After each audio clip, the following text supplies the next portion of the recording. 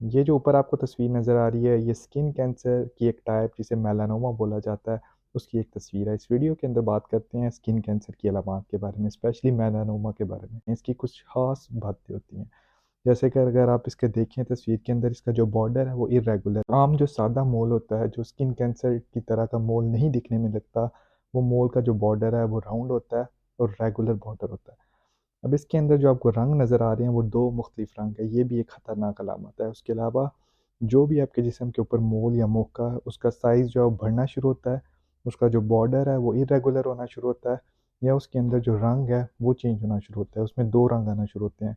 ये खतरनाक बातें होती हैं। इसके अलावा वो मोल जिसके अंदर से ब्लीडिंग होना शुरू हो जाए यानी खून निकलना शुरू हो जाए, जिसके ऊपर आपको पेन की यानी दर्द की सेंसेशन आना शुरू हो जाए या ख़ारिश होना शुरू हो जाए या जिसका जो साइज़ है वो बढ़ना शुरू हो जाए। इन सूरतों के अंदर आपको ज़रूर अपने करीबी डॉक्टर के पास जाना चाहिए।